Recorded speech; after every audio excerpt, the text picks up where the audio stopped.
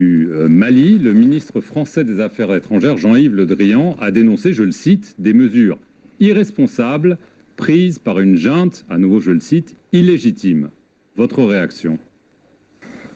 Ma réaction, c'est d'abord, c'est surprenant de la part d'un diplomate de la trempe de M. Le Drian qui parle au nom d'un grand pays, la France. Ce sont des propos empreints de mépris, ce sont des propos que je condamne, qui sont inacceptables. Et je crois que les insultes ne sont pas une preuve de grandeur.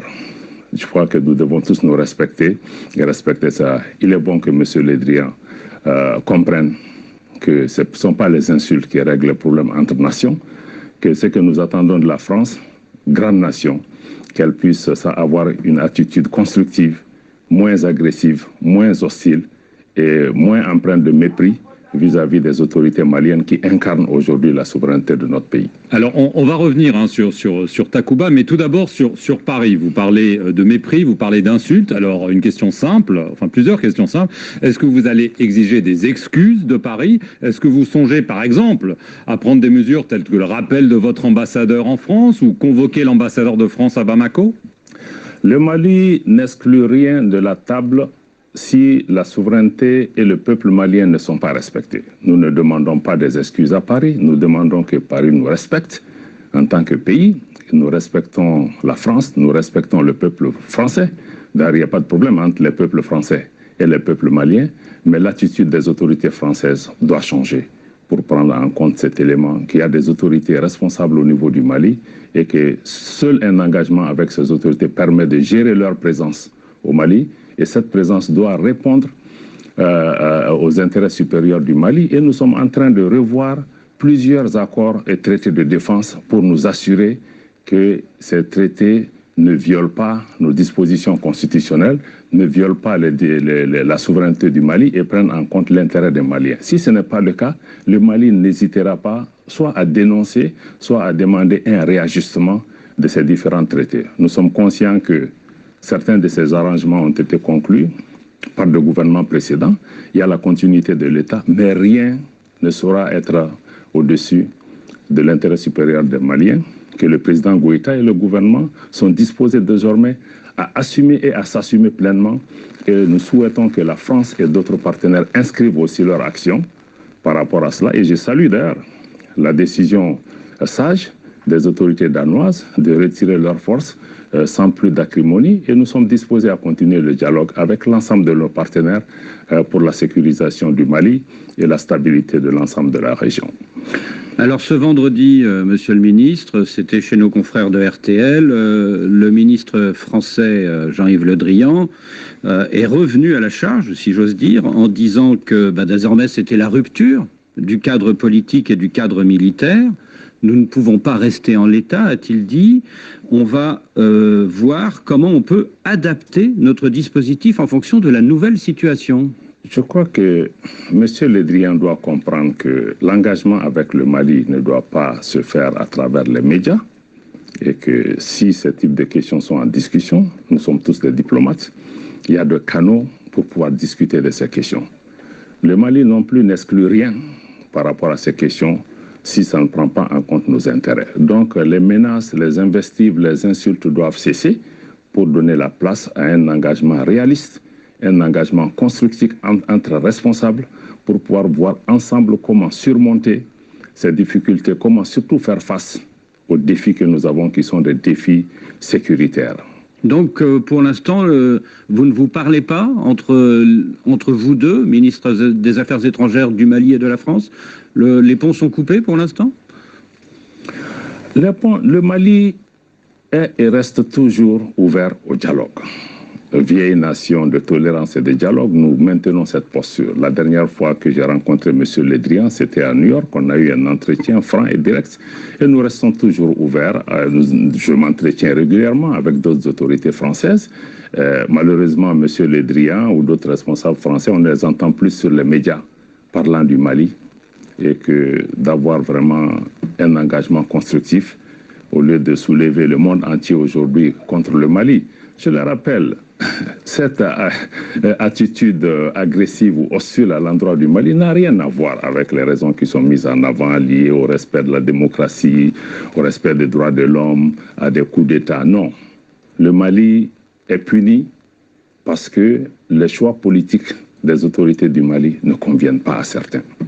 Et je crois que nous devons pouvoir sortir de ça parce que même les coups d'État dont on parle, la France applaudit des coups d'État quand ça va dans le sens de ses intérêts, elle condamne quand ça va dans le sens contraire de ses intérêts. Non, cette politique des 2 poids 2 mesures aussi doit cesser. Vous pensez au Tchad?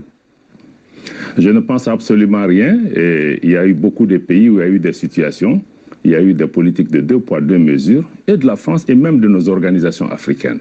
Monsieur le ministre, concrètement, vous avez demandé il y a peu de temps la révision de l'accord de défense avec Paris. Est-ce que vous avez reçu une réponse? Et si cette réponse n'est pas satisfaisante, est-ce que vous êtes prêt, donc, comme vous semblez l'indiquer, à dénoncer cet accord de défense avec la France? Absolument. Nous sommes absolument très clairs dessus. Nous avons demandé, dans un cadre diplomatique, nous avons soumis un protocole amendé avec l'ensemble de nos amendements que vous me permettrez de ne pas détailler ici parce que les dispositions de l'actuel traité en matière de défense, certaines dispositions sont contraires à la Constitution et à la souveraineté du Mali. Nous avons décidé à les revoir. Nous attendons une réponse rapide de Paris. À défaut de réponse, assurez-vous que le Mali s'assumera par rapport à cela. Est-ce que donc le Mali songe à demander le départ des soldats français de son sol? Cette question n'est pas pour le moment sur la table. Mais elle le sera, visiblement, puisque, vu la situation et vu votre ton et les rapports avec Paris qui se tendent, c'est quand même une possibilité que vous disiez, en effet, ça ne marche pas depuis des années, les soldats français ne font pas le job, entre guillemets, il faut qu'ils partent. Ce qui est sûr, c'est que pour le Mali, si une présence à un moment donné est jugée contraire aux intérêts du Mali, nous n'hésiterons pas à nous assumer, mais nous n'en sommes pas là. Qu'est-ce que vous répondez à Jean-Yves Le Drian qui dit qu'il faut rester digne au regard des 53 soldats français tombés au Mali? Je demanderai à M. Le Drian de rester digne aussi parce que avant, nous reconnaissons les sacrifices des soldats français.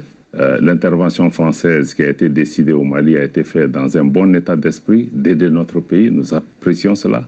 Nous apprécions tous les concours qui ont été faits dans ce cadre-là. Mais aussi, on doit comprendre qu'avant que la France ne vole le secours du Mali, le Mali et les Africains aussi sont venus mourir ici en Europe pour la libération et la liberté de ces pays.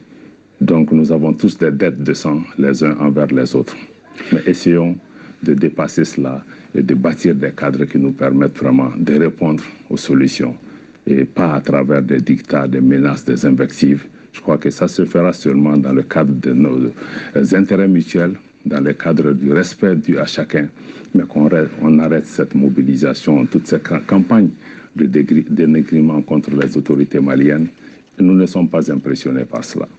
Monsieur le ministre, vous nous avez parlé de la Russie parmi les partenaires du Mali. Or, il y a quelques jours, le général américain Stephen Townsend, qui commande AFRICOM, a affirmé le groupe Wagner, c'est-à-dire les paramilitaires et mercenaires russes. Le groupe Wagner est au Mali, ils sont plusieurs centaines, le monde entier le voit et cela nous préoccupe. Est-ce que vous confirmez ? Encore une fois, je ne suis pas plus impressionné. Vous savez, c'est la même Amérique, notamment à travers le général Colin Powell, qui, au Conseil de sécurité des Nations Unies, a montré des photos satellitaires et des preuves au monde entier qui nous ont tous convaincus que l'Irak dépose d'armes de destruction massive. La suite de l'histoire, vous la connaissez, elle était totalement fausse. Donc ce sont des mensonges. Ça a été mené à ce pays à cause de... Absolument. Et pourtant, le commandant américain d'AFRICOM ajoute que Wagner bénéficie du soutien d'avions de l'armée russe pour son déploiement. Ce que je peux vous dire et que nous avons dit de façon constante, le gouvernement du Mali a fait un communiqué absolument très clair sur la question. La coopération avec la Russie est une coopération historique. Notre coopération avec la Russie est une coopération d'État à État. Le Mali ne s'adresse qu'au gouvernement russe qui répond à nos sollicitations avec une grande célérité, une grande efficacité. Les 7 derniers mois, les équipements et les fournitures qui ont été acquis via cette coopération, ce type d'investissement n'ont jamais été faits au cours des 15 ou 20 dernières années. Le problème du Mali n'est pas Wagner. Le problème du Mali, c'est un problème d'apporter la sécurité aux Maliennes et aux Maliens. C'est notre responsabilité. Et nous ferons tout ce qui est nécessaire, conformément à nos lois et conformément aux traités internationaux pour pouvoir répondre à cela. Et nous souhaitons que les autres qui sont en train maintenant de faire toute cette campagne autour de Wagner, qui prennent un peu de recul, qui viennent voir avec le Mali quel problème sécuritaire vous avez et quelle peut être notre contribution à pouvoir résoudre. Je pense que c'est ce dialogue que nous attendons de nos partenaires. Depuis le 9 janvier, Monsieur le Ministre, votre pays est lourdement sanctionné par vos voisins de la CEDEAO. Mais dans un communiqué, hier, la CEDEAO dit attendre de vous un calendrier raisonnable et réaliste pour la tenue des élections. Elle ajoute que les sanctions seront levées progressivement sur la base de ce chronogramme et de sa mise en œuvre. Est-ce pour vous une petite ouverture? Cette politique de sanctions, il faut qu'on sorte de cela. Le Mali, ce dont nous avons besoin, c'est l'accompagnement, c'est l'écoute, c'est le dialogue, c'est la compréhension. Aujourd'hui, si les sanctions contre le Mali, qui sont les actions au-delà de la normale, étaient efficaces, il ne se serait pas passé ce qui est en train de se passer au Burkina. Monsieur le ministre, on comprend qu'il y a en effet un dialogue sur ce fameux chronogramme. Vous aviez proposé initialement 5 ans, puis 4 ans. Le président algérien, vous avez parlé de l'Algérie, Abdelmajid Tebboune, lui propose une transition qui dure 16 mois au maximum. Est-ce que pour vous, ça c'est une option viable, c'est un compromis possible, de façon très concrète? Pour nous, toutes les options restent sur la table. Y compris celle-là. Est une donnée importante, mais il ne faut pas faire de fétichisme. De ce qui nous semble important, c'est de regarder dans le chronogramme que nous avons soumis, de regarder qu'est-ce qui est prévu comme activité, comme réforme, et nous sommes disposés à regarder avec nos amis et partenaires pour pouvoir évaluer est-ce que le temps que nous avons demandé est le temps dont nous avons besoin. Est-ce qu'il y a d'autres alternatives pour nous pour aller à un compromis? Pour nous, le plus important, c'est de regarder, il y a quelques réformes clés aujourd'hui, comme la mise en place d'un organe unique un organe unique indépendant chargé de l'organisation d'élections transparentes et crédibles, ou comme l'écriture d'une nouvelle constitution, qui sont des données aujourd'hui indispensables, parce que si elles ne sont pas faites aujourd'hui, elles ne se feront jamais. Et dans ce cadre-là, je pense que nous restons ouverts pour pouvoir convenir de la période la plus appropriée et qui prenne en compte l'intérêt supérieur du Mali. Mais 16 mois, c'est possible. Qui prenne en compte les exigences. Je dis que toutes les options, nous sommes ouverts à examiner tout ça. Je ne peux pas, à votre micro, répondre à cette question. C'est l'objet des consultations qui sont en cours. Nous ne nous focalisons pas sur une durée de 16 mois, 2 ans ou 3 ans à ce stade, mais nous voulons qu'on regarde ensemble qu'est-ce qui est prévu, qui est important pour le Mali, qui est important pour le peuple malien, qui est sorti, qui a montré qu'aujourd'hui, on ne peut pas faire juste des élections et tourner le dos. Si on est d'accord sur ça, nous sommes ouverts. Si le temps que le Mali propose est trop long, si des partenaires dans la discussion arrivent à nous convaincre d'une durée moindre, il faut qu'on regarde quel pas les partenaires doivent faire pour aider le Mali à pouvoir faire les choses dans une durée relativement plus courte que ce qui a été demandé. Donc, je crois que nous sommes ouverts. L'ensemble de ces données sont sur la table. Bon, nous n'allons pas, par médias interposés, répondre à tel. Nous saluons l'effort de l'Algérie au niveau du Conseil de paix et sécurité. C'est un pays voisin. Nous remercions pour la solidarité exprimée au Mali en refusant de se joindre à des décisions injustes pour fermer les frontières.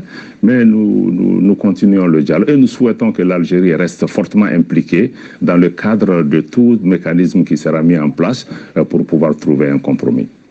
Vous dites, Monsieur le Ministre, que le coup d'État au Burkina Faso prouve l'inefficacité des mesures CEDEAO contre votre pays, c'est-à-dire que quand vous avez appris ce coup d'État lundi dernier, vous avez applaudi, vous vous êtes senti moins seul. Nous n'avons pas applaudi. Vous savez, toute rupture de l'ordre constitutionnel n'est pas normale et c'est des situations qui rappellent aussi qui d'abord crée de l'inquiétude et de l'incertitude par rapport à l'avenir de ces pays. Mais en même temps, il faut comprendre que les coups d'État eux-mêmes viennent souvent des problèmes de gouvernance qui n'ont pas été traités ou qui n'ont pas été bien traités. dans le cas particulier du Burkina, comme dans celui du Mali, qui est aussi emblématique de la situation de l'ensemble du Sahel, le traitement des questions sécuritaires et les réponses qui ont été apportées sont aujourd'hui des questions qui préoccupent nos populations. Nos populations sont exaspérées par cette insécurité qui ne fait que grandir et demandent des résultats au pouvoir politique, demandent des résultats aux militaires. Je ne suis pas fondé de donner une appréciation sur ce qui se passe au Burkina. Je fais confiance au génie du peuple burkinabé pour pouvoir apporter des réponses. Nous sommes un voisin, nous demeurons solidaires du combat du peuple burkinabé, mais notre préoccupation, c'est de répondre aux besoins des Maliens. Nous restons ouverts à cheminer avec l'ensemble des peuples de la région et de l'ensemble des peuples africains qui partagent notre vision.